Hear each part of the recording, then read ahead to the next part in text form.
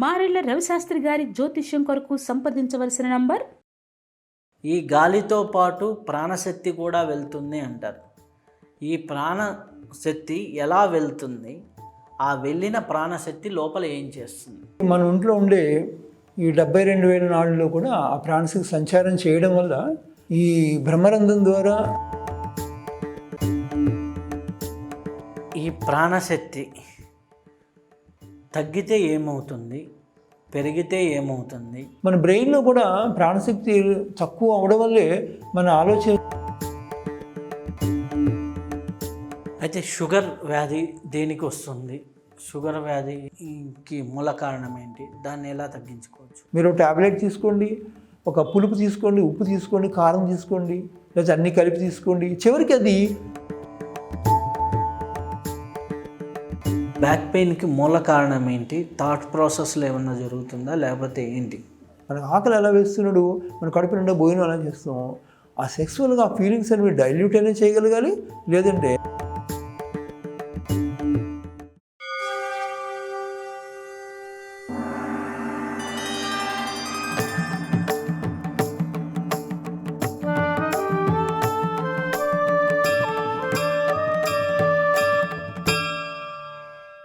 ఓం శ్రీ గురుభ్యో నమః. నిరవి టీవీ ప్రేక్షకులందరికీ నమస్కారం. మనం ఎందరో మహానుభావులతో సజ్జన సాంగత్యం చేస్తూ ఉన్నాం. మరొకసారి కేఎస్ఎన్ మూర్తి గారితో సజ్జన సాంగత్యం చేసే భాగ్యం కలిగింది.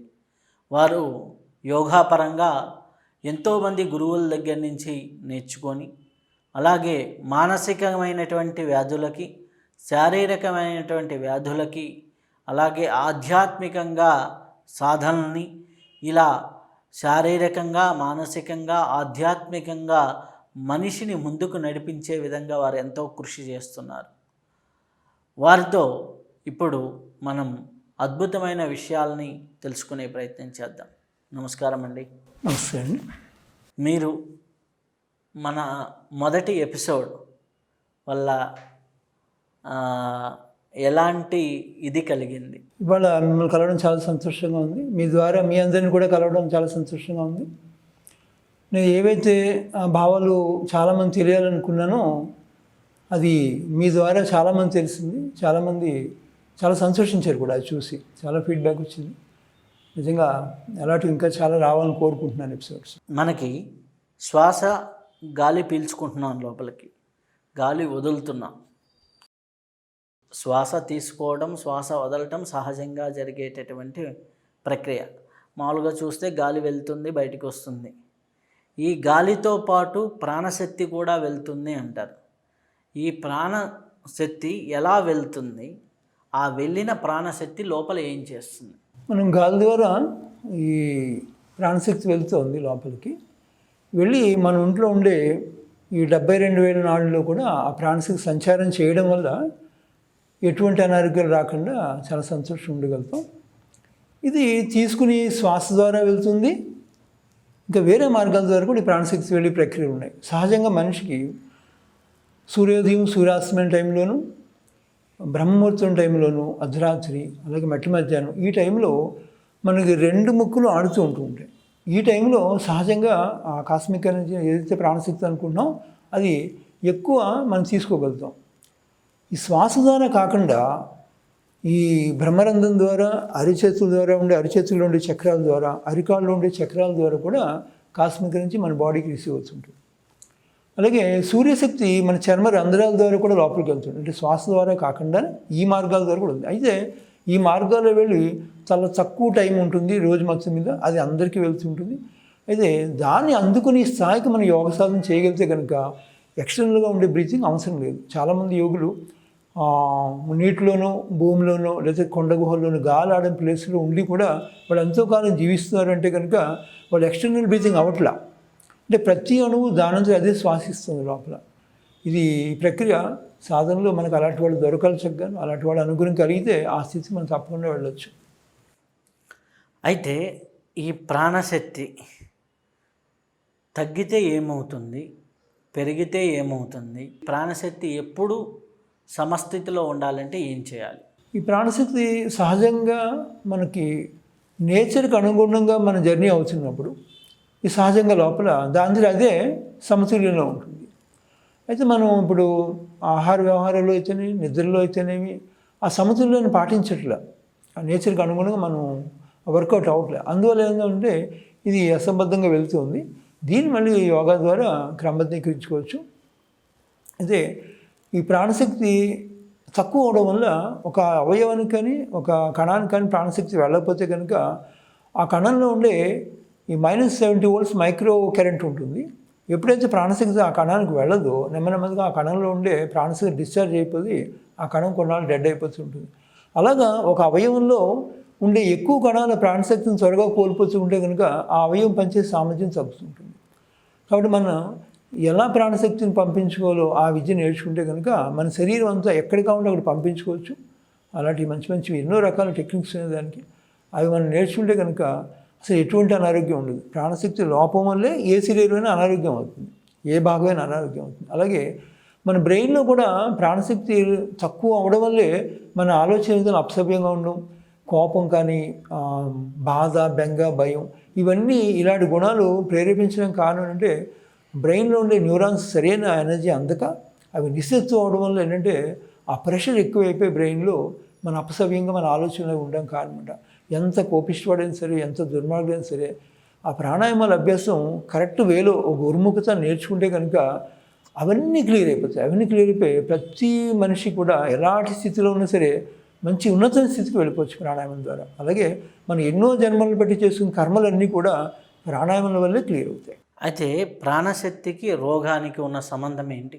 ఈ ప్రాణశక్తి మన ఒంట్లో ఉండే చాలా రకాల మన సంహితల్లో వాటిలోనూ ఉపనిషత్తుల్లోనూ ఎన్నో రకాలమైన 72,000 నాళ్ళు ఉంటాయని, 2,72,000 నాళ్ళు ఉంటాయని, 3 లక్షలు ఉంటాయని, 3 కోట్లు ఉంటాయని రకరకాలు ఉన్నాయి.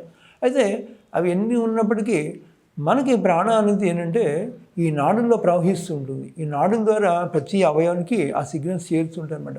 ఎప్పుడైతే ఈ నాడీ ప్రవాహంలో అడ్డంకులు ఏర్పడుతుంటాయో ఈ ప్రాణశక్తి సంచారం ఆగిపోతూ ఉంటుంది. అయితే ఈ అడ్డంకులు మన ఆలోచన దృక్పథం వల్ల ఏర్పడుతుంటాయి.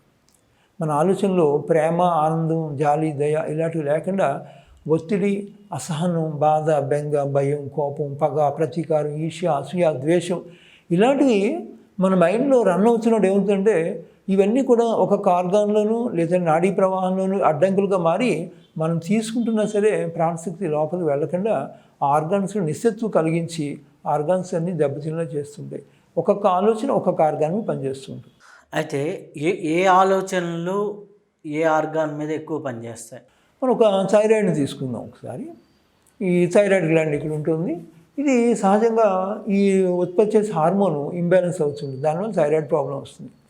అయితే మన కంఠం ఎందుకు వాడుతున్నాం అని మనం క్వశ్చన్ వేసుకుంటే ఈ కంఠాన్ని ఏం చేస్తున్నాం, మన ఆహారం లోపల పంపించడానికి, అలాగే మన గాలి కూడా కంఠం ద్వారా లోపలికి వెళ్తుంది, ఆహారం కూడా లోపలికి వెళ్తుంది.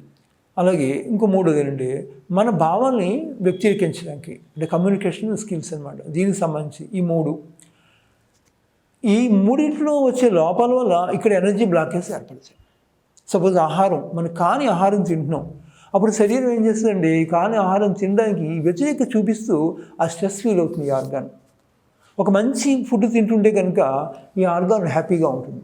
ఒక చెడ్డ ఫుడ్ తింటున్నాడు ఈ ఆర్గాన్ ఒత్తిడి గురవడం వల్ల ఇక్కడ నెమ్మదిగా సెల్స్ ఆ డీయాక్టివేట్ దాంట్లోని ఎనర్జీ అంతా కూడా బ్లాకేజ్ అయిపోతూ ఉంటుంది. అందువల్ల అలాగే మన వాయిస్ని సద్వినియోగం చేసుకోవడానికి భగవంతుడు మన వాయిస్ ఇచ్చాడు. మన అందంగా ప్రేమగా మాట్లాడడానికి మన వాయిస్ ఇచ్చాడు. కానీ మనం కఠినంగాను ఇతరుని హింసిస్తున్నాం, ఇతరుని మానసికంగాను గాయపెడుతున్నాం, లేకపోతే బాధతో మాట్లాడడం వల్ల, అలాగే మన లోపల ఉండే భావాలు మన సిగ్గు వల్ల, బిడియం వల్ల, లేదా మన ఆసక్తి వల్ల మనం సరిగ్గా అవసరం వాడికి మనం ఎక్స్ప్రెస్ చేయకపోవడం వల్ల ఏమవుతుందంటే అనుకుంటాం ఎవరిని ఇది చెప్పాలి అనుకుంటాం, కానీ చెప్పడానికి భయమో మొహమాటం ఏదో అడ్డొచ్చి ఇక మింగేస్తుంటాం. అంటే ఈ వచ్చిన ఫోర్స్ని మన భయం వల్ల ఆపుతున్నాం. ఈ దాంతో ఇక్కడ ఒత్తిడి ఏర్పడిపోతుంది. ఆ ఒత్తిడి ఏర్పడి నెమ్మదిగా ఈ ప్రెషర్ పెరగడం వల్ల వాటి వల్ల ఈ సెల్స్ దెబ్బతింటాయి. థైరాయిడ్ ఎంత ఈజీ క్యూర్ చేసుకోవచ్చు అంటే మీరు మంచి ఆహారం తినడం ద్వారా, మీరు ప్రేమగా మాట్లాడడం ద్వారా ఆ రెండు అడాప్ట్ చేసుకుంటే థైరాయిడ్ విత్ డేస్లో క్యూర్ అయిపోతుంది. అయితే ఆ కొంతకాలం ఆ మెడిసిన్స్ డాక్టర్ల పర్యవేక్షణలో తీసుకుంటూ ఈ ప్రాక్టీస్ చేస్తూ సరైన సంగీతం సాధన కానీ, పాటలు పాడుకోవడం కానీ, మంచిగా ప్రేమగా మాట్లాడడం కానీ, అలాగే మంచి పదార్థాలు మనకి ఏవైతే మనకి శరీరానికి మనసుకి హితం అవుతాయో అలాంటి పదార్థాలు ప్రశాంతంగా తినడం ద్వారా కానీ, అలాగే మనం అందంగా మాట్లాడడం, అలాగే ఈ పదార్థాలు తీసుకోవడం, వీటి వల్ల ఏంటంటే ఆటోమేటిక్గా ఈ థైరాయిడ్ నార్మల్ అయిపోతుంది. అయితే థైరాయిడ్కి ఆలోచనకి అంటే ఎటువంటి ఆలోచన స్వభావంలో ఉంటే థైరాయిడ్ వస్తుంది? మీరు ఆహారం గురించి చెప్పారు, అలాగే మాట తీరు గురించి చెప్పారు, ఆలోచన విధానం. అదే ఆలోచన ఇప్పుడు అనుకున్నాం కదా. ఇప్పుడు ఒక వ్యక్తి మీద నాకు కోపం ఉంది, భర్త మీదో భార్య మీదో తల్లి మీద ఏదో కోపం ఉంది, కానీ నేను అనలేకపోతున్నాను, అంటే నా ప్రయోజనాలు దెబ్బతింటాయి. కాబట్టి నేనేం చేస్తున్నాను, ఇక్కడ ఆ లోపల ఒగ్గబెట్టుకుంటున్నాను. బయటకు ఆలోచన వచ్చేస్తుంది అనాలని, కానీ అన్న ఆలోచన అనకుండా లోపల ఒగ్గబెట్టుకుంటున్నాను. దీనివల్ల ఇక్కడ ప్రెషర్ పెరిగిపోతుంది. అంటే ఎనర్జీ ఆలోచన రిలీజ్ అయినా ఎనర్జీ రిలీజ్ అయిపోతుంది. ఆ ఎనర్జీ రిలీజ్ అయిపోయి బయటకు వెళ్ళిపోవాలి, కానీ ఆ వెళ్ళకుండా ఇక్కడ ఆపుతున్నాను. ఎందుకంటే కంఠం బయటకు రాకుండా ఇక్కడ నొక్కి పెడుతున్నాను, కాబట్టి ఇక్కడ వచ్చి వెళ్ళిపోతుంది. అలాగే హార్ష్గా మాట్లాడడం వల్ల అంటే నేను బాగానే ఉన్నాను, కానీ ఇతన్ని ఈ అనకూడని పదాలతో దూషిస్తూ, ఇతన్ని క్రిటిసైజ్ చేస్తూ, చాలామంది విమర్శిస్తూ, వీడు మంచివాడు కాదు, వీడి మంచివాడు అంటే అందరిలో ఉండే చెడు స్వభావాన్ని పదే పదే నేను ఎత్తి చూపుతూ అందరి దగ్గర నేను మాట్లాడుతున్నాడు. నాకు ఈ భగవంతుడు ఇచ్చిన వాయిస్ నేను దుర్వినియోగం చేసుకున్నట్లు లెక్క. అలాంటప్పుడు ఇది ఏమవుతుందంటే, ఇక్కడున్న అధిష్టాన దేవతలు బోర్డు ప్రతి ఎవరికి అధిష్టాన దేవతలు ఉంటారు. ఇక్కడున్న దేవత ఏం చేస్తుందంటే చాలా బాధపడి తన ఎనర్జీని రిమూవ్ చేసుకుంటూ ఉంటుంది. ఆ ఎనర్జీని రిమూవ్ చేసుకోవడం అంటే ఆటోమేటిక్గా థైరాయిడ్ వస్తుంది. మరి ఎప్పుడు క్యూర్ చేసుకోవచ్చు? మళ్ళీ మనం అందంగా మాట్లాడడం, ప్రేమగా మాట్లాడడం, ఎవరితోనే ప్రేమగా మాట్లాడడం, మంచి ఆహారాన్ని మనం చక్కగా తినడం, ఈ ఆలోచన ద్వారా మళ్ళీ క్లియర్ అయిపోతాయి చక్కగా.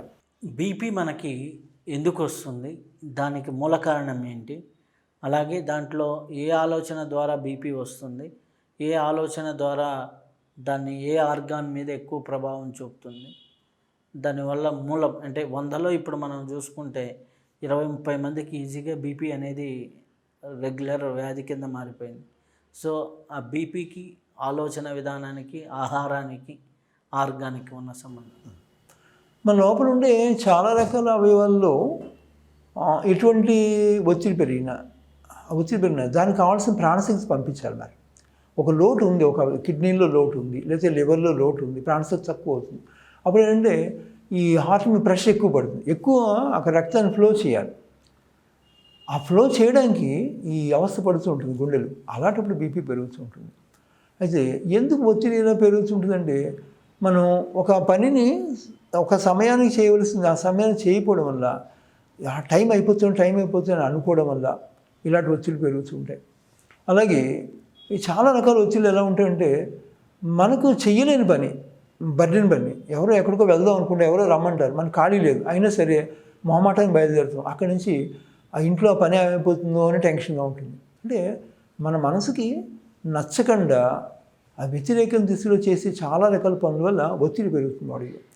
ఆ ఒత్తిడి పెరిగినప్పుడు ఏమవుతుందంటే ఒంట్లో ప్రాణశక్తి తక్కువైపోతూ ఉంటుంది. ఆ ప్రాణశక్తి తక్కువైపోతుంటే ఆ ప్రాణశక్తిని పెంచడానికి, ఈ సర్క్యులేషన్ మళ్ళీ ఎక్కువ పెంచడానికి పంపింగ్ ఎక్కువ అవుతుంటుంది. ఆ పంపింగ్ అవ్వడం వల్ల బీపీ వస్తుంటుంది. అయితే నాడీ దౌర్బల్యం ఉన్నప్పుడు శరీరంలో ఈ బీపీ అనేది ప్రమాదకరంగా అవుతుంది. మరి ఒక అథ్లెట్స్ ఉంటారు, వాళ్ళు చాలా వేగంగా పరిగెడతారు, మరి అప్పుడు వాళ్ళ బీపీ చూస్తే చాలా హైలో ఉంటుంది, కానీ వాళ్ళు ప్రమాదకరం కాదు.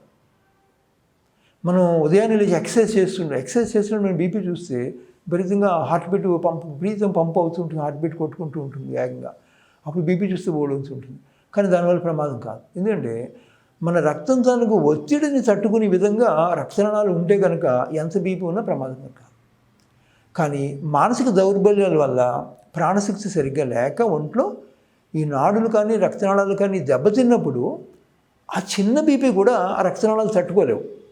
అందువల్ల అంటే బ్రెయిన్ హెమరేజ్ కానీ, అలాగే ఈ మానసికంగా బోలని గాయాలు ఉండి దుఃఖం వల్ల, కోపం వల్ల, వాటి వల్ల హార్ట్ మీద ప్రెషర్ పడిపోతూ ఉంటుంది. అలాంటప్పుడు ఏంటంటే ఈ హార్ట్కి ఈ పంప్ అయ్యి దమ్మలు కానీ సెల్లు కానీ వీటిలో ఏంటంటే బ్లాకేజ్ ఏర్పడుతూ ఉంటాయి. వాటి ప్రాణశక్తి వెళ్ళక వాటిలో బ్లాకేజ్ ఏర్పడుతూ ఉంటాయి. అలాంటప్పుడు ఏంటంటే బీపీ పెరిగినప్పుడు ఏమవుతుందంటే టక్కుని హార్ట్ కంప్లైంట్స్ ఏవి అవుతూ ఉంటాయి. ఎమోషనల్గా ఎవరైతే ఎక్కువ డిస్టర్బ్ అవుతూ ఉంటారో వాళ్ళలో ఈ బీపీ వస్తూ ఉంటుందన్నమాట. అలాగే ఫుడ్ హ్యాబిట్స్, మన లోపల మనం బాగా ఆకలిస్తున్న తర్వాత చక్కగా మన నచ్చిన భోజనం పెదాలు మూసుకొని నెమ్మదిగా నవలి మింగుతుంటే కనుక ఎటువంటి బీపీ రాదు. ఎంత బీపీ అయినా సరే వితిన్ 3 monthsలో నార్మల్ అయిపోతుంది చక్కగా. డాక్టర్లే చెప్తారు చక్కగా మీకు బీపీ తగ్గిందండి, ఇంక ఈసారి నుంచి కొన్ని ట్యాబ్లెట్ తగ్గిస్తాం అనేసి నెమ్మదిగా. అది మీ సాధన బట్టి వారం రోజులు తగ్గొచ్చు, 10 రోజులు తగ్గొచ్చు, నెలలు తగ్గొచ్చు. అంటే మీ ఆలోచన విధానం మార్చుకోవాలి. ఆలోచనలో ప్రేమ ఆనందం ఉండాలి. భయం కానీ అసహనం కానీ కోపం ఉన్నాడంటే ఒత్తిడి పెరిగి ప్రాణశక్తి తగ్గిపోయినప్పుడే మీకు బీపీ రేజ్ అవుతుంది. బీపీ రేజ్ అంటే బీపీ అని జబ్బు కాదు, మీ ప్రాణాన్ని పెంచడానికి బీపీ రేజ్ అవుతుంది. కానీ మీ ప్రాణశక్తిని తగ్గించుకోకుండా మీ ఆలోచన విధాన్ని మీ ఫుడ్ హ్యాబిట్స్ని మార్చుకోగలిగితే కనుక అసలు ఈ బీపీ పెరిగే అవకాశం ఏం లేదు. కాబట్టి బీపీ అతి ఈజీగా క్యూర్ చేసుకోవచ్చు మన ప్రాణశక్తిని పెంచుకోవడం ద్వారా, మన ఆలోచన సరి చేసుకోవడం ద్వారా, అలాగే మన ఆహార అలవాట్లు మార్చుకోవడం ద్వారా.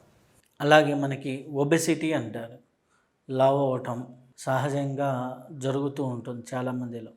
ఆ ఒబెసిటీ అనేది ఎందుకు వస్తుంది, ఏ ఆలోచన ప్రభావం వల్ల వస్తుంది?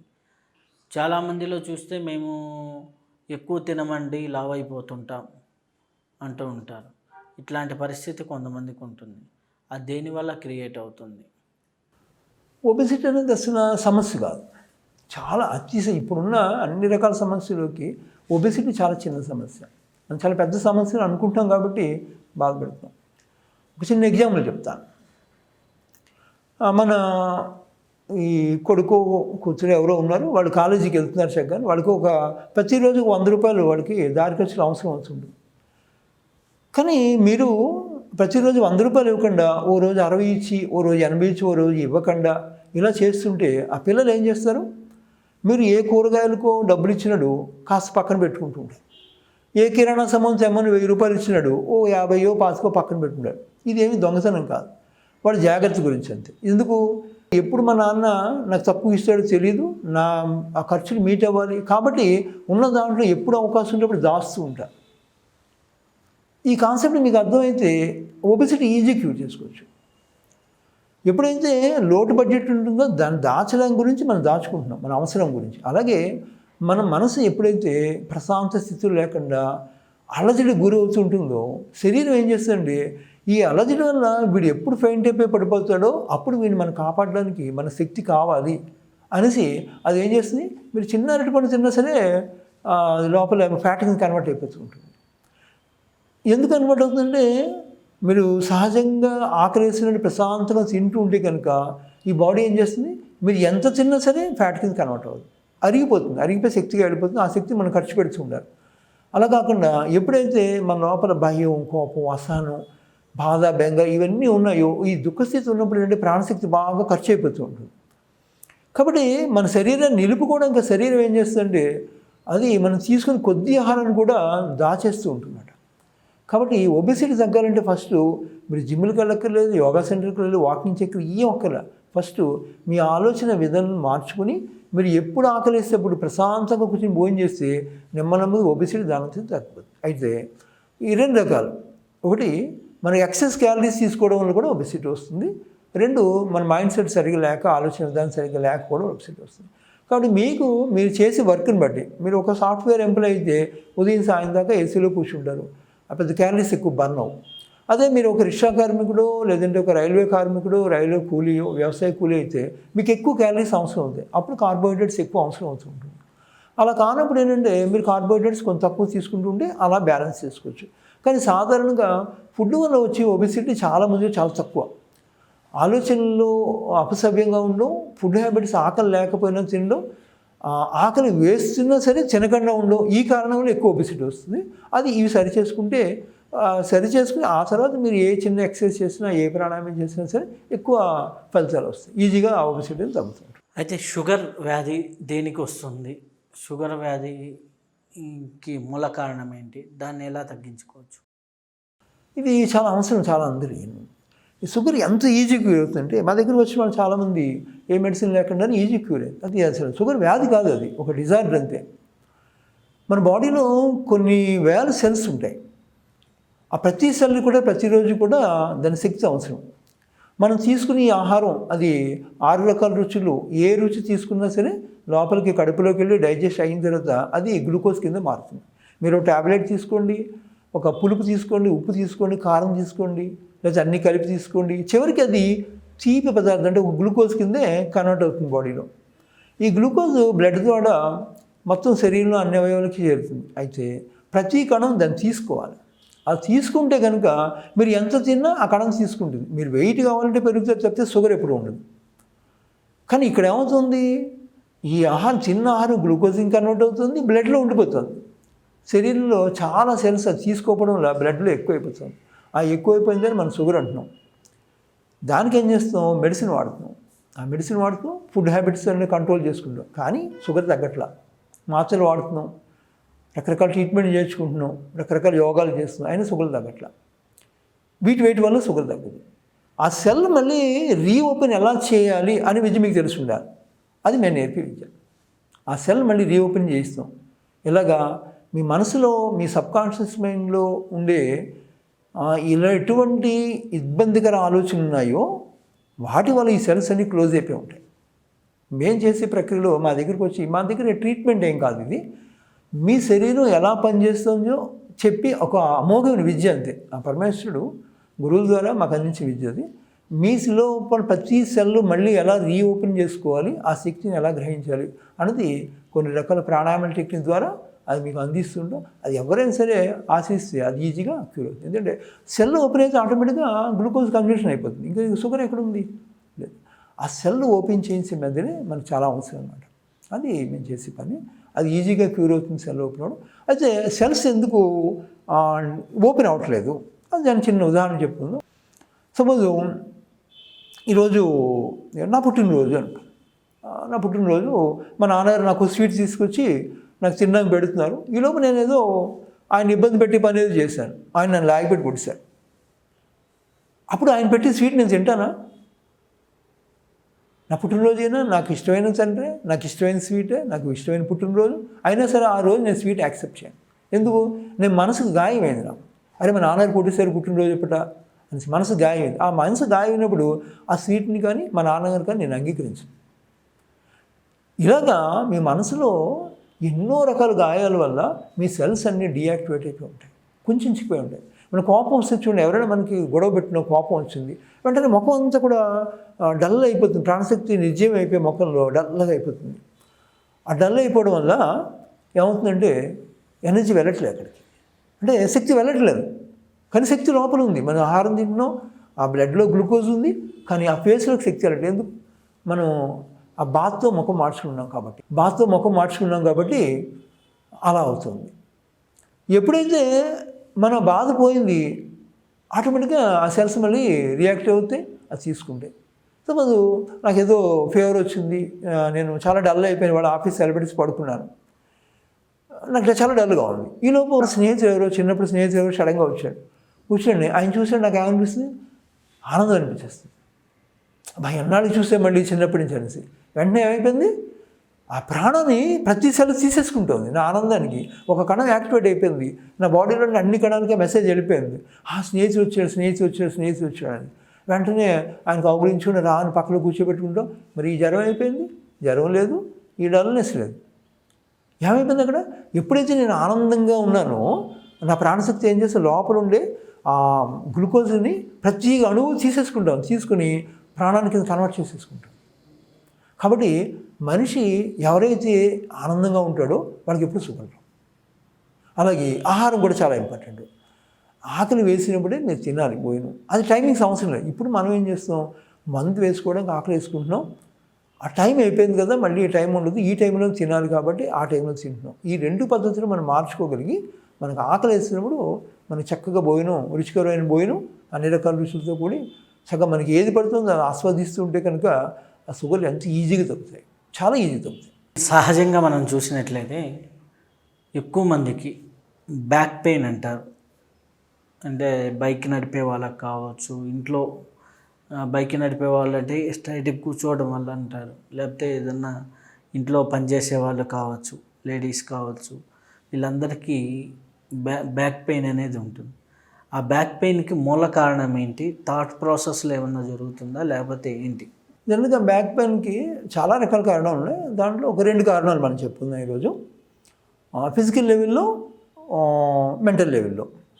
ఫిజికల్ లెవెల్లో వచ్చేవన్నీ కూడా మరి సిట్టింగ్ పొజిషన్ కరెక్ట్గా లేకపోయినా, అలాగే ఈ డ్రైవింగ్ చేసినప్పుడు సరైన సీట్ కానీ కంఫర్ట్గా లేకపోయినా, అలాగే ఆహారం మనకి మంచి ప్రోటీన్ డైట్ సరిగ్గా కండరాలు బలంగా ఉండే ఆహారం తీసుకోకపోయినా ఈ ఫిజికల్ లెవెల్లో వస్తుంటుంది. ఇది మళ్ళీ అవి కరెక్ట్ చేసేసుకుంటే మళ్ళీ కరెక్ట్ అయిపోతూ ఉంటుంది. అది పూర్తిగా డ్యామేజ్ అయ్యేదా కాకుండా మనం ముందే గుర్తించి మళ్ళీ ఎక్కడైతే మనం కూర్చుని విధానంలో తేడా ఉంటే కూర్చుని విధానం సరి చేసుకోవాలి.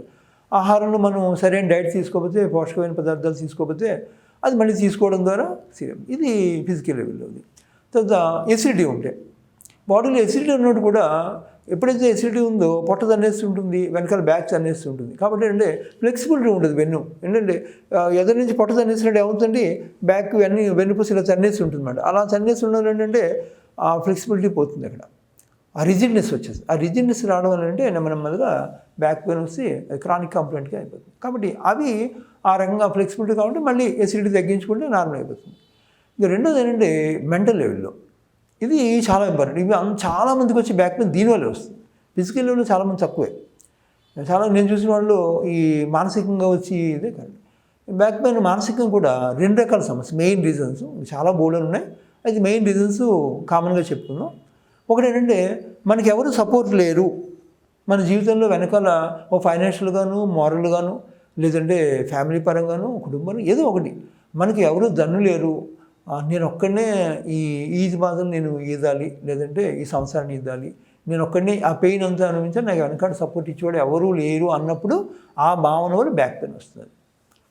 దానికి ఏంటంటే నాకు భగవంతుడు ఉన్నాడు, ఆ భగవంతుని యొక్క ఆ చైతన్యంలో నేను ఉంటున్నాను, నాకు ఏం కావాలన్నా ఆయన ఇస్తాడు అని ప్రగాఢమైన నమ్మకం పెట్టుకుంటే ఆ బ్యాక్ పెయిన్ ఏ మందులు అవసరం క్యూర్ అయిపోతుంది. కొన్ని మందులు వాడవలసిన వచ్చినా సరే నెమ్మదిగా సెట్ అయిపోతుంది. అది మందులు కూడా తర్వాత మానేయచ్చు. రెండోది ఏంటంటే సెక్సువల్ ఎనర్జీస్ కూడా బ్యాక్ పెయిన్ చాలా కారణం. ఎప్పుడైతే సెక్సువల్గా ఆ ఎనర్జీస్ని, ఆ ఎనర్జీ కూడా ఫుల్ఫిల్ అవ్వాలి. మనకు ఆకలి ఎలా వేస్తున్నాడు, మన కడుపు నిండా భోజనం ఎలా చేస్తాం, ఆ సెక్సువల్గా ఆ ఫీలింగ్స్ అనేవి డైల్యూట్ అయినా చేయగలగాలి, లేదంటే ఆ ఫీలింగ్స్ని ఫుల్ఫిల్ అయినా చేసుకోగలగాలి. చాలా ఇప్పుడు విద్యార్థి దశలో ఉన్నప్పుడు అవి ఫుల్ఫిల్ చేసుకోలేరు. అలాగే పెళ్ళయింది, భార్యతో చక్కగా హ్యాపీగా ఎంజాయ్ చేయొచ్చు లైఫ్ని. కానీ భార్యాభర్తల మధ్య సరైన కోఆర్డినేషన్ లేనప్పుడు ఏమిటంటే అది ఫుల్ఫిల్ అవ్వదు. అది అలాగే విద్యార్థి దశలోనూ లేదంటే బ్రహ్మచారిగా ఉన్నప్పుడు అలాంటి భావాలు వచ్చినాడు, ఆ భావాన్ని మనం నెమ్మదిగా డైల్యూట్ చేసి మెథడ్స్ యోగాలు బోల్డని ఉన్నాయి. ఆ మెథడ్స్ ద్వారా ఆ ఎమోషన్స్ని నెమ్మదిగా డిశ్చార్జ్ చేసుకోగలిగితే కనుక అది మనకు ప్రమాదం కాదు. అలా కానప్పుడు ఏ స్థాయిలో ఉన్నాడు, అది వాళ్ళు సన్యాసం అవ్వచ్చు, సంసారం అవ్వచ్చు, లేదంటే ఎవరైనా అవ్వచ్చు, ఆ ఎమోషన్స్ కనుక డైల్యూట్ చేసుకోలేకపోతే కనుక విపరీతం ప్రెషర్ పడిపోతుంది. ఆ ప్రెషరే బ్యాక్ పెయిన్కి కన్వర్ట్ అవుతుంది. ఇది ఈ చాలా మందిలో ఈ 2 అంశాలు నేను నా దగ్గరికి వచ్చిన వాళ్ళు చాలామంది ట్రీట్ చేసిన వాళ్ళు ఇంటి బ్యాక్ సపోర్ట్ ఎవరు లేక 90% మనకి ఎవరు సపోర్ట్ లేరు, ఫైనాన్షియల్గా ఎవరు నన్ను వెనకాల ఎవరు లేరు, నేను చూసి వాళ్ళు ఎవరు లేరు, కానీ అందరూ ఉన్నారు, నన్ను పట్టించుకోవట్లేదు ఎవరు, నేను ఒంటరి అన్నీ అందరూ ఉన్నారు, నా చుట్టూ ఉన్నారు, కానీ నేను ఒంటరివాడిని అయిపోయాను, నా ఫీలింగ్స్ ఎవరు అర్థం చేసుకోవట్లేదు అనే భావన వల్ల వచ్చిన వాళ్ళు 80% ఉన్నారు. ఓ 10 to 20% అంటే ఈ సెక్సువల్ డిజైర్స్ వల్ల వచ్చిన వాళ్ళు ఉన్నారు. అవి కూడా చాలా ఈజీ క్యూర్ అవుతాయి. అలాగే అండి, ఎసిడిటీ లేని వాళ్ళు ఈ రోజుల్లో లేరు. ఎసిడిటీ ప్రాబ్లం దేనివల్ల వస్తుంది, రెండోది దానికి ఉన్నటువంటి మూల కారణం ఏంటి? ఎసిడిటీ అనేది గేట్వే ఆఫ్ ఇండియా లాంటిది అనమాట. అంటే మన ఇండియాలోకి ఎంట్రన్స్ గేట్ ఎలా ఉందో అనారోగ్యాలన్నింటికీ కూడా ప్రథమ స్టెప్ అదే ఎసిడిటీ. ఈ ఎసిడిటీ క్యాన్సర్ దాకా లీడ్ చేస్తున్నాడు. ఆ ఫస్ట్ స్టెప్ ఎసిడిటీ అయితే ఆ 100వ స్టెప్ క్యాన్సర్. ఎసిడిటీ ఎంత కష్టంగా వస్తుందో అంత ఈజీ క్యూర్ చేసుకోవచ్చు. కొన్ని సంవత్సరాలు బట్టి ఎసిడిటీ మందులు వాడుతూ చక్కగా బాధపడుతూ ఉంటారు. అలాంటి వాళ్ళు కూడా వితిన్ 15 days, 20 days, 30 days ఉంది. కొంతమంది 3 రోజులు. నేను కావాలని ఎసిడిటీ తెచ్చుకున్నాను సార్. ఎసిడిటీ ఉంటే దాని చాలా సంతోషం ఎలా ఉంటుందో లోపల చాలామంది చూశాను. ఫుల్ ఎసిడిటీ ఉన్న వాళ్ళకి మన సరదాగా స్వీట్ తింటారంటే వాళ్ళు పైకి గెంతుతారు అన్నమాట. గెంతి ఇప్పుడంటే స్వీట్ పోంటూ ఉంటారు. ఇది మన స్నేహితులే కదా, ఎంతో అభిమానం అని అడిగాం, ఇంత కోపం వస్తుంది ఏంటి అనుకుని అసలు ఎసిడిటీ ఎలా ఉందో సరదాగా చూశాను. దాని విశ్వరూపం 3 రోజులు అనుభవించాను. ఎలాగంటే మంచినీళ్ళు తాగకుండా ఆకలి ఉన్నా లేకపోయినా రోజుకి 5 సార్లు తినడం మొదలెట్టాను. ఓ రోజు బాగానే ఉంది, రెండో రోజు వెళ్ళేటికి కడుపు పట్టేస్తుంది, మోషన్ బంధించేస్తుంది. మూడో రోజు వెళ్ళేటికి మోషన్ రమ్మన్నా రావట్లేదు, కడుపు ఫుల్ అయిపోయింది, అయినా సరే తింటున్నాను అంతే. నాలుగో రోజు వచ్చేటికి ఏంటంటే ఈ బంగారం బంద్ చేసే వాళ్ళు పట్టీలు ఎలా కాలుస్తుంటారో నిప్పుల్లో పెట్టి లోపల చుట్టూ గ్యాస్ పెట్టి కాలుస్తున్న ఫీలింగ్ వచ్చింది. నరకం చూసేసానమాట.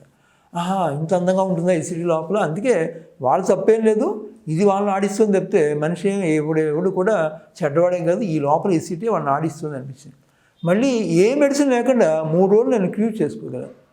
ఇలాగా యోగా ప్రక్రియలో మందవుతి కొన్ని క్రియలు ఉంటాయి, ఆ క్రియల ద్వారా ఆ మోషన్ ప్రక్రియ, అలాగే ఈ లోపల ఉండే ఆల్రెడీ స్టాగ్నేట్ అయిపోయిన ఎసిడిటీ డస్ట్ అంతా కూడా వమందవ్ ద్వారా తీసేసుకునేటప్పుడు ఆ పొట్ట ఎగురు ఖాళీ అయిపోయి, ఆ తర్వాత నుంచి బాగా ఆకలిస్తాక ఏదో లిక్విడ్స్ తీసుకుంటూ ఆకలిసిన తర్వాత లైట్గా తేలిగ్గా అరిగే పదార్థం తీసుకుంటుంటే 3 రోజుల్లో భయంకరంగా వచ్చిన ఎసిడిటీ మళ్ళీ 3 రోజుల్లో క్యూర్ అయిపోయింది.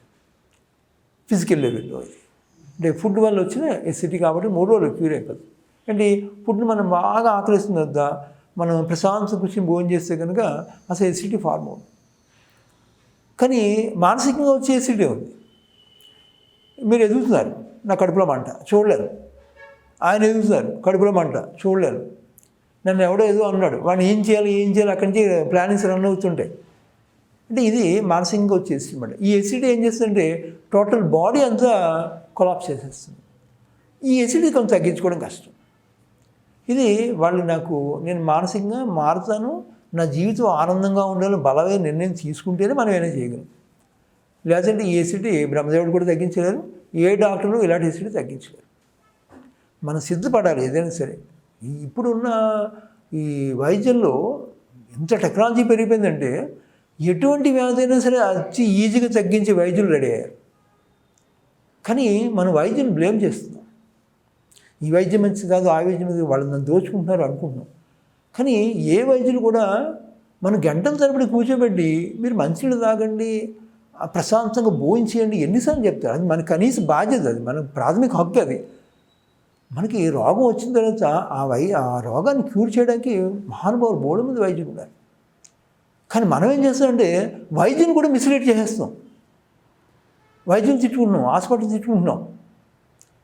దానివల్ల అంటే రిపీటెడ్గా హాస్పిటల్కి వెళ్తాం, మందులు ఇస్తారు, తాత్కాలం తగ్గుతుంది, కానీ మూల కారణం మనం తీసుకోవట్లేదు, మన ఫుడ్ హ్యాబిట్స్ మార్చుకోవట్లేదు. ఆ మెడిసిన్ వేసుకుంటున్నాం, చక్కగా కడుపులో మంట తగ్గుతుంది, మన్నాడు ఆకలి అయిపోయింది తింటున్నాం, ఆ మోషన్ అవ్వకుండా నీరు తాగకుండా ఎక్సర్సైజ్కి వెళ్ళిపోతాం, వాకింగ్కి రన్నింగ్కి వెళ్ళిపోతాం. ఇలాగా అపసవ్యంలో మన శరీరాన్ని తప్పుదారి పట్టిస్తూ ఉండడం వల్ల అది ఏం చేస్తాం, అది అందరి మీద రుద్దుతాం అన్నమాట. అటు వైద్యుల మీద రుద్దుతాం. ఏదో హాస్పిటల్కి వెళ్ళినా ఏదో అనారోగ్యం వస్తుంది, ఏదో అయిపోతుంది, అక్కడి నుంచి వాళ్ళ మీద దండెత్తడాలు, వాళ్ళ మీద కేసులు పెట్టాలి, ఇవి ఎక్కువైపోయి అందులో వాళ్ళ ప్రశాంతని కూడా మనం తెలియకుండా భగ్నం చేస్తాం. నిజంగా చాలా మంచి వైద్యులు ఉన్నారు, ఈజీగా తగ్గించే వైద్యులు ఉన్నారు. కానీ వాళ్ళు చెప్పిన మాట వినాలి, మనం ముందు మార్చుకోగలిగితే కనుక ఎన్నో రెమెడీస్. ఏం లేదు, మీకు బాగా ఆకలిస్తున్నాడు, ప్రశాంతంగా పెదాలు మూసుకుని ముద్ద నోట్లో పెట్టి నవిలి తింటే కనుక 3 రోజులు సాధారణంగా ఉండి ఎసిడిటీ 3 రోజులు తగ్గిపోతుంది. ఎప్పటి నుంచో ఏళ్ల తరబడి ఉన్నది 3 నెలల్లో గ్యారంటీగా తగ్గుతుందన్నమాట. మనం బాగా రాసి ఇవ్వచ్చు ఎవరికైనా, మీరు ఎవరైనా అప్లై చేసుకోవచ్చు, చక్కగా తగ్గుతుంది. మనకి కాళ్ళకి వచ్చేసరికి చాలామందికి సయాటిక, అలాగే మోకాళ్ళ నొప్పులు, పాదాల నొప్పులు, ఇవి కొద్దిగా ఏజ్ అయిన వాళ్ళకే కాదు యంగ్స్టర్స్కి కూడా కొద్దిగా దూరం నడిచిన కాళ్ళ నొప్పులు అండి, నాకు మోకాళ్ళ నొప్పులు వచ్చినాయి 40 దాటంగానే, అలాగే సయాటికా పెయిన్ ఉంది, కాలు నడవటం కష్టం అంటుంటారు. ఈ 3 కారణాలకి రీజన్ ఏంటి? కాళ్ళలో వచ్చే ప్రాబ్లమ్స్కి వాటి వల్ల ఎటువంటి ఆలోచనలు ఉంటే ఆ ప్రాబ్లమ్స్ వస్తాయి? జనరల్గా మనకి ఈ బొడ్డు దిగు కాళ్ళ తొడల్లో అయితేనేమి, మోకాళ్ళు అయితేనే, అరికాళ్ళు అయితేనే, కాలు పిక్కలు అయితేనే ఎటువంటి అనారోగ్యం వాటికి కారణం చెప్పుకుందాం. జనరల్గా మోకాళ్ళ నొప్పులు ఏంటంటే కండరాల బలహీనత వల్ల వస్తాయి, విపరీత అహంకారం వల్ల వస్తాయి. నా మాటే నెగ్గాలి, నా ఇంట్లో నేను చెప్పిందే వేదం అనేసి ఇతరులు ఆ భావాలను, కానీ వాళ్ళు మంచి భావం, వాళ్ళు చెడ్డగా ఉంటే మనదే కరెక్ట్ అని వాదించి నిలబడచ్చు. కానీ అవసరం మంచి చెప్తున్నా సరే వినకుండా మూర్ఖత్వంగా ఉండు, నా మాటే నెగ్గాలని అహంకారంతో ఉన్న వాళ్ళకి మోకాళ్ళలోకి ఎనర్జీ వెళ్ళదు, ప్రాణశక్తి వెళ్ళదు. అందువల్ల మోకాల దగ్గర ప్రాణశక్తి దెబ్బతిని అక్కడ హీట్ ఎక్కువ జనరేట్ అయిపోతూ ఉంటుంది. జనరేట్ అయిపోయి ఉండి అక్కడున్న ఆ గుజ్జు అంతా ఎరిపోయి మోకాళ్ళు నొప్పి వస్తుంటాయి. నెమ్మదిగా మనం ఏం చేస్తాం, ఒకసారి మోకాలు నొప్పి వచ్చిన తర్వాత కింద కూర్చోకూడదు నుంచోకూడదు అని రెస్ట్ తీసుకుంటూ ఉంటాం. దీనివల్ల నెమ్మదిగా ఉన్న కండరాల్లో బలం అంతా పోయి అదేంటంటే ఓ సైకిల్ పక్కన పెట్టి వాడకుండా ఉంటే ఎలా తుప్పట్టేస్తుందో శరీరం ఎప్పుడు వాడకపోతే అది అలా తుప్పట్టేసినట్టుగా పోతూ ఉంటుంది. అయితే ఇవి ఒక 80% 70% ఎబోవ్ డ్యామేజ్ అయితే కనుక కంపల్సరీ ఒక వైద్యం తీసుకోవాల్సిన అవసరం ఉంటుంది. అప్పుడు ఆపరేషన్ తప్పదు. అది కూడా తగ్గించి మహానుభావులు బోల్డ్ మంది ఉన్నారు. ఆయుర్వేదంలో ఉన్నారు, రకరకాల యోగా ప్రక్రియలు ఉన్నాయి. అవి మనకి దగ్గర అందుబాటులో లేకపోవచ్చు, కానీ అలా తగ్గిన వాళ్ళని చాలామంది చూశాను. అయితే ఒక 60 to 70% డ్యామేజ్ అని కూడా మనం ఏ మెడిసిన్ లేకుండా పూర్తిగా రికవరీ చేసుకోవచ్చు. ఫస్ట్ అహంకారం వల్ల మోకాళ్ళ నొప్పులు వస్తాయి. అహంకారం తగ్గించుకుంటే మళ్ళీ అక్కడ ఎనర్జీ వెళ్తుంది. కొన్ని పైన రోజు కాస్త మోకాళ్ళు ఆయిల్ మసాజ్ చేసుకోవడం, అలాగే కండరాలు బలంగా ఉండడానికి కావాల్సిన మంచి ఫుడ్ తీసుకోవడం, ఆ కండరాన్ని మళ్ళీ శక్తివంతంగా చేయడానికి కావాల్సిన చిన్న ఎక్సర్సైజ్ చేసుకుంటూ దాని మీద ప్రెషర్ పడకుండా చిన్న ఎక్సర్సైజ్ చేసుకుంటూ వెళ్తుంటే కనుక 60 to 70% డ్యామేజ్ అనేవన్నీ కూడా మళ్ళీ రీజనరేట్ అయిపోతాయి. తర్వాత వెరికోస్ వెయిన్స్ అంటే మనకి కాళ్ళల్లో ఉన్న చెడు రక్తం మళ్ళీ ఆ వెయిన్స్లో ఉన్న చెడు రక్తం గుండెలకు రాకుండా అక్కడ పేరుకుపోతున్నాయి. ఆ రక్తం ఎప్పుడైతే ఆ గుండెలకి మళ్ళీ చేరకుండా కాళ్ళల్లో ఉండిపోతుందో నెమ్మదిగా అక్కడ పొల్యూట్ అయిపోయి కొన్నాళ్ళకి ఏమవుతుంది, అక్కడ ఇన్ఫెక్షన్స్ రెడీ అవుతున్నాయి, ఆ కాళ్ళు డ్యామేజ్ అయిపోతున్నాయి. అయితే మరి ఎందుకు రావట్లేదు, వెనక్కి రక్తం ఎందుకు రావట్లేదు అంటే ఒక చెడు రక్తం గుండెలకు వచ్చి మళ్ళీ అది దాంట్లో ఉండే విష పదార్థాలన్నీ కూడా తొలగించబడి మళ్ళీ మంచి రక్తం కన్వర్ట్ అయ్యి వెళ్ళాలి. అంటే ఇక్కడ ఏంటి, చెడుని మనం వదిలిపెట్టే తత్వం మన మనసుకు లేదు. బాధల్ని, బెంగల్ని, భయాల్ని లోపల పోగేసుకుంటూ ఆ పెయిన్ అనేది లోపల అనుభవిస్తూ ఉండేవాడికి ఏంటంటే మనం చెడుని వదలలేకపోతున్నాం. ఇది నాకు మంచిది కాదు అని తెలుసు, ఎవరో అవమానం చేశారు ఎప్పుడో 10 ఏళ్ల క్రితం, దానివల్ల గాయపడ్డాను, వదిలే వాడు ఎలా ఉంటాడు, నేను వాడు ఇప్పుడు దూరంగా ఉన్నాం, నాకు వాడితో ఆ అవమానంతో పని లేదు అని నేను విడిచిపెట్టేసి నాకు వెరికోస్ వెయిన్స్ రా. ఎవరో తిట్టారు, అవమానం చేశారు, నాకు అనుకూలంగా లేరు, ఈ రకరకాలుగా ఆ పెయిన్స్ అన్ని అణిచిపెట్టి ఉండడం వల్ల, ఈ అహంకారం వల్ల, అలాగే బాధ వల్ల మనం ఎవరు ఏం చేయలేకపోతున్నాం. మనకి ఎన్నో రకాల అన్యాయం జరుగుతున్నాయి, అయినా సరే మనం ఎదుర్కోలేకపోతున్నాం, ఏం చేయలేకపోతున్నాం అని ఇలాగా మానసికంగా ఆ దుఃఖాన్ని లోపల అదిపెట్టి ఉండడం అనేది ప్రెషర్ పెరిగిపోతుంది. ఈ ప్రెషర్ వల్ల ఏమవుతుందంటే కింద నుంచి ఆ చెడు రక్తం తోడే సామర్థ్యం గుండెలు తగ్గిపోతుంటుంది. కాబట్టి ఆ గుండెలు ఎప్పుడైతే వీక్ అయిపోయి ఈ సామర్థ్యం కింద నుంచి ఆ రక్తం తీసుకోలేకపోతున్నాయో ఆటోమేటిక్గా ఆ వెయిన్స్లో చెడు రక్తం ఉండిపోతుంది. దీనికి ఇప్పుడున్న వైద్య విధానంలో అయితే నేచురోపతిలో అయితే జలగలు పెట్టి ఆ రక్తాన్ని బయటకు తీస్తారు, చెడు రక్తాన్ని, లేదా ఒక లేజర్ ట్రీట్మెంట్ వాటి ద్వారా ఆ వెయిన్స్ని పూర్తిగా క్లోజ్ చేసేస్తారు, లేదా ఆపరేషన్ చేసి ఆ వెయిన్స్ని కట్ చేసి బ్లడ్ తీసి ఇంజక్షన్ ద్వారా మళ్ళీ కుట్టి మళ్ళీ చేస్తారు. కానీ ఎన్ని చేసినా మళ్ళీ రిపీట్ అవుతుంది. రిపీట్ అవ్వడం కారణం ఏంటంటే మన లోపల ఉండే మానసికంగా పోగేసుకున్న బాధలు, బెంగలు, భయాలు. దీన్ని మనకి ఇది అవసరం లేదు నా జీవితంలో అనుకో తీసేస్తే కనుక మళ్ళీ ఫ్లో అవ్వడం మొదలవుతుంది. కానీ ఇలాంటి యోగాలో మంచి ప్రక్రియలు ఉన్నాయి, చక్కగాను చాలా ఈజీగా వెరికోస్ వెయిన్స్ని క్యూర్ చేసుకోవచ్చు, మళ్ళీ రీజనరేట్ చేసుకో ఆ సెల్స్ అన్నీ కూడా. అయితే టైం పడుతుంది, ఎంత డ్యామేజ్ అయ్యో దాన్ని బట్టి సాధన, దాన్ని బట్టి ఆహార అలవాట్లు మార్చుకోవడం ద్వారా మళ్ళీ నెమ్మదిగా ఆ వెరికోస్ వెయిన్స్ మరీ అబ్నార్మల్గా అయితే కొంచెం ఆపరేషన్ అయితే అవసరం అవుతుంది, కానీ డ్యామేజ్ అవ్వకుండా మళ్ళీ వెనక్కి రావచ్చు. చాలామంది అలా వచ్చిన వాళ్ళు కూడా మా దగ్గర ఉన్నారు. మూత్రపిండాలకు సంబంధించిన సమస్యలు కూడా వస్తాయి, అది దేనివల్ల వస్తుంది? ఇవి కూడా 2 రకాలుగా కారణాలు ఉన్నాయి. ఒకటంటే మన శరీరం కావాల్సిన నీరు తీసుకోకపోవడం వల్ల, శరీరానికి ఎంత కావాలో అంత నీరు తీసుకోకపోవడం వల్ల ఆ విష పదార్థాలన్నీ బాడీలో అక్యూములేట్ అయిపోయి అవన్నీ పెరిగిపోతూ ఉండి అవి బయటికి తీసుకురావడానికి నిరంతరం శ్రమించడం వల్ల త్వరగా అవి అలసటకి గురి అయిపోయి నెమ్మదిగా కిడ్నీ డ్యామేజ్ అవుతుంది. అది కాస్త వాటర్ మెయింటైన్ చేసుకోవడం వల్ల, ఆహార అలవాట్లు మార్చుకోవడం వల్ల చాలా ఈజీగా మళ్ళీ రికవరీ అవ్వచ్చు వాటి నుంచి.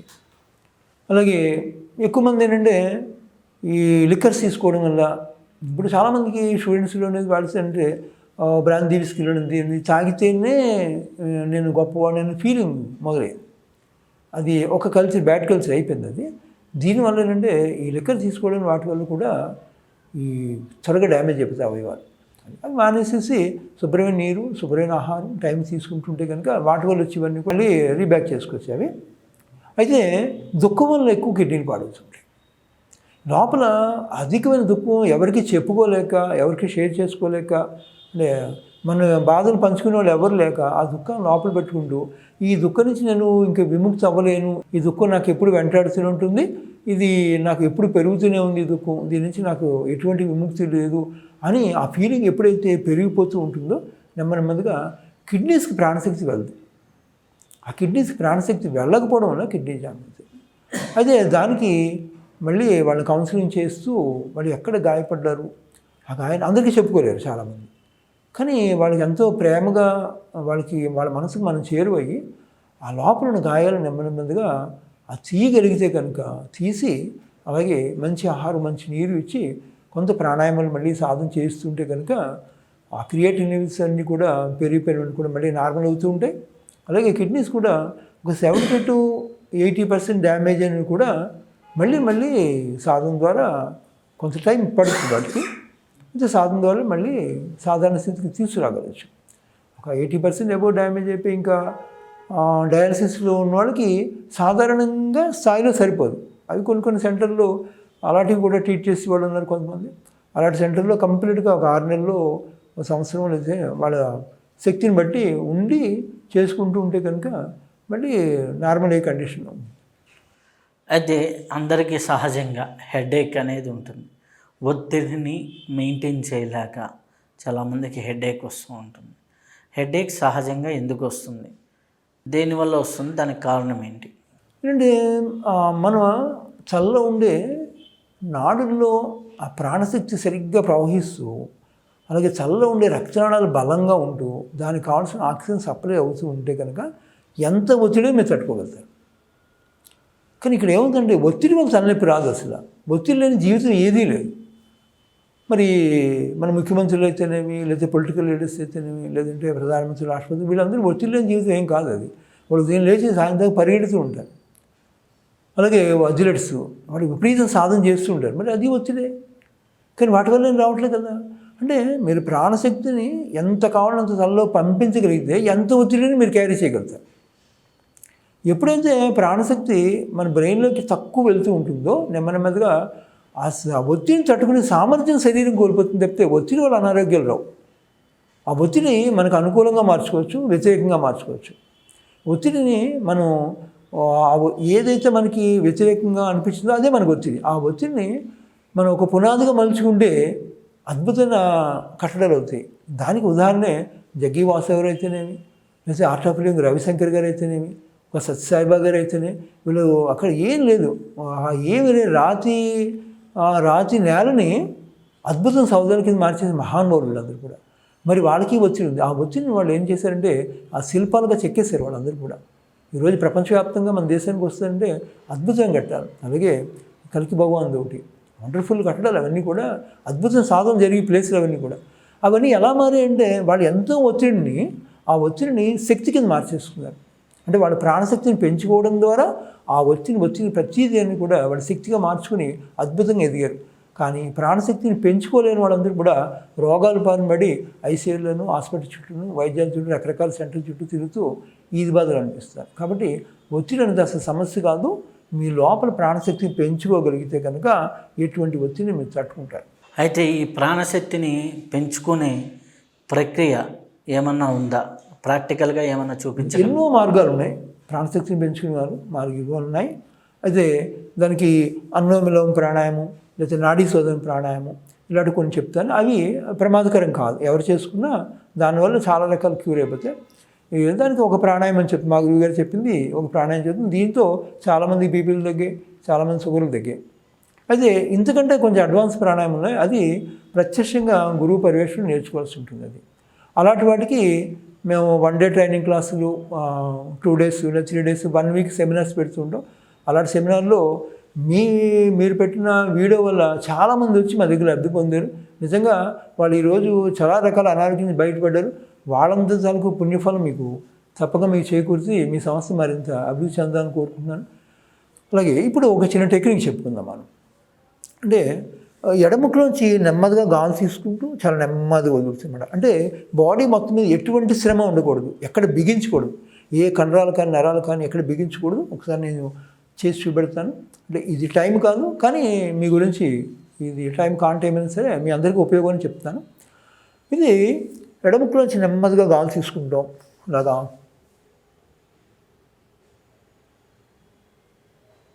మళ్ళీ ఎడముకలోంచి గాలి విడిచిపెడతాం. ఇలాగా 12 సార్లు చేయాలి. ఇలా తర్వాత కుడిముక్కులోంచి గాలి తీసుకుని కుడిముక్కులోంచి గాలి విడిచిపెడతాం.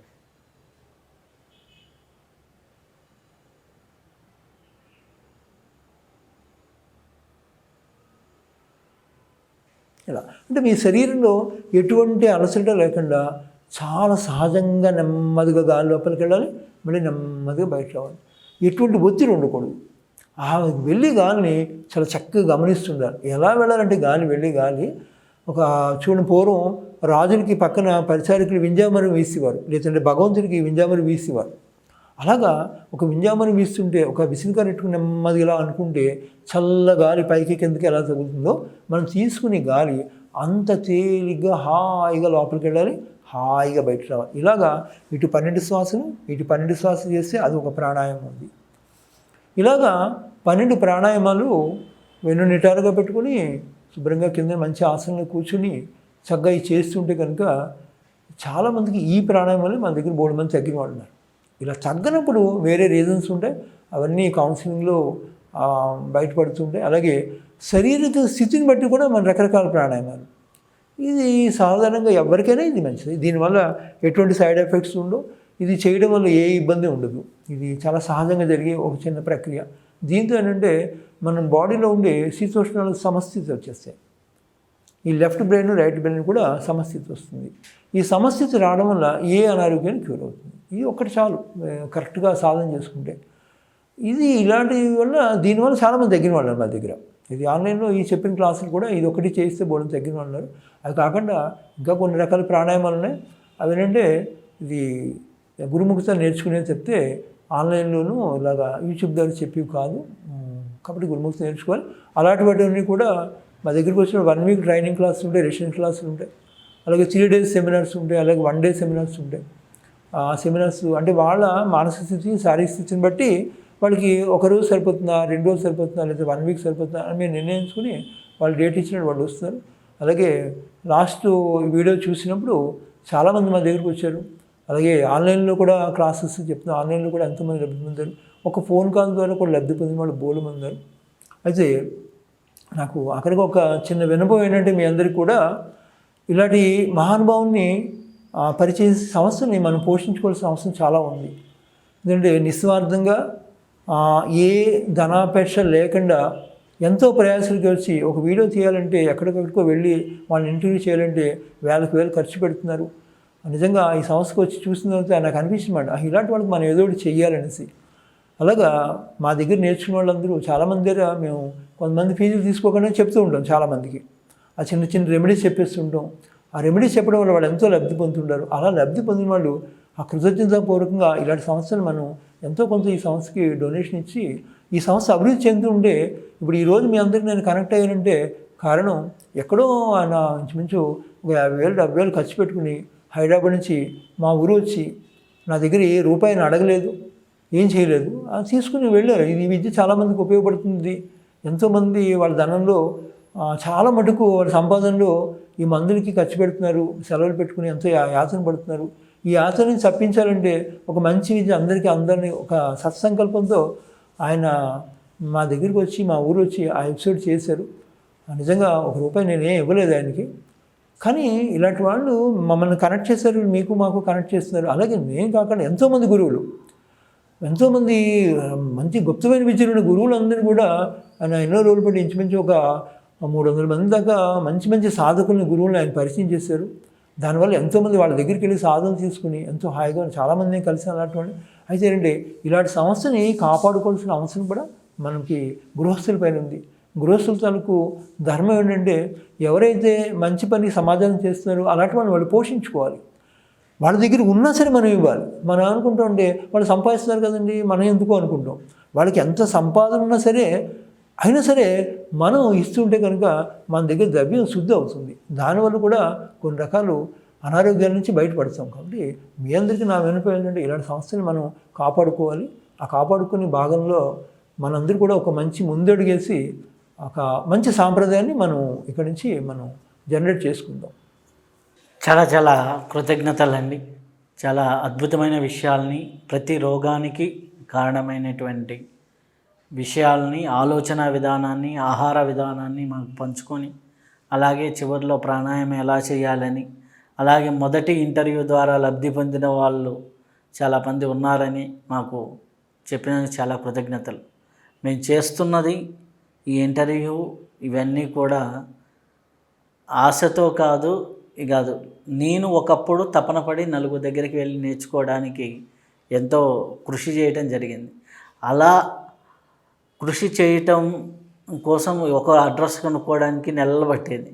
అలా కాదు, వీళ్ళు పలాని వాళ్ళు పలానా ప్రదేశాల్లో ఉన్నారు అని చెప్పడం వల్ల ఒకటి ఆ యొక్క ప్రజలకి ఈ గురువుల్ని కలిపే అదృష్టం, గురువులకి ప్రజల్ని కలిపే అదృష్టం, అలాగే ఆయా ఆశ్రమాలు వృద్ధిలోకి రావడానికి, అలాగే ప్రజలకి ఆరోగ్యము, ఆధ్యాత్మికత, యోగము ఇవన్నీ అందడానికి ఇంటర్వ్యూస్ మన చాలా బాగా జనంలోకి వెళ్ళటం అనేది జరుగుతూ ఉంది. చాలా వాటి గురించి కూడా చెప్పినందుకు చాలా కృతజ్ఞతలు. నిజంగా ఇంకో విషయం కూడా మీ అందరికీ చెప్పాలి. నాకు రవిశాస్త్రి గారు ఒకసారి ఫోన్ చేసి ఇలాగా కలుద్దామండి అన్నప్పుడు నేను చాలామంది స్వామీజీ కలిసి ఆ ఇంటర్వ్యూ బోర్డుని చూశాను. నేను నిజంగా నాకు వ్యక్తిగతంగా మీరంటే నాకు చాలా గౌరవం. అసలు మిమ్మల్ని చూడాలి, ఒక్కసారైనా మీ దర్శనం చేసుకోవాలి, ఇంతమంది మహానుభావుని పరిచయం చేస్తారు అనేసి నేను అనుకుంటున్నాను. అనుకోకుండా మీరు ఎప్పుడైతే ఫోన్ చేశారో నాకు చాలా ఆనందం అనిపించింది. కానీ ఎంత ఆనందం అనిపించినా నేను చాలామంది స్వామీజీని అడిగాను, మీరు ఇంటర్వ్యూ చేసి స్వామీజీని అడిగాను, ఏంటి ఈయన వ్యక్తిగతంగా ఎలాంటి నాకు చాలామంది స్వామీజీలు వాళ్ళందరూ కూడా చెప్పింది ఏంటంటే వాళ్ళ మా దగ్గర ఏ రూపాయి అడగలేదండి, మేము అసలు కనీసం మేము ఒక సాలువ కబ్జాని మాకు అవసరం లేదు అని చెప్పిన వాళ్ళే చెప్తే అడిగిన వాళ్ళు కానీ వచ్చి తెచ్చిన వాళ్ళు ఏమన్నా నిజంగా ఆ విషయంలో మీకు మేము ప్రజలందరూ తరపున మా అందరికీ మీకు ఎప్పుడు రుణపడే ఉంటాం. ధన్యవాదాలు మీకు. చాలా చాలా కృతజ్ఞతలు. ఇప్పటి వరకు అద్భుతమైన విషయాల్ని, అద్భుతమైన జ్ఞానాన్ని మనం తెలుసుకున్నాం. మరొక ఆధ్యాత్మిక గురువుతో కలుసుకుందాం. అంతవరకు సెలవు. నమస్కారం.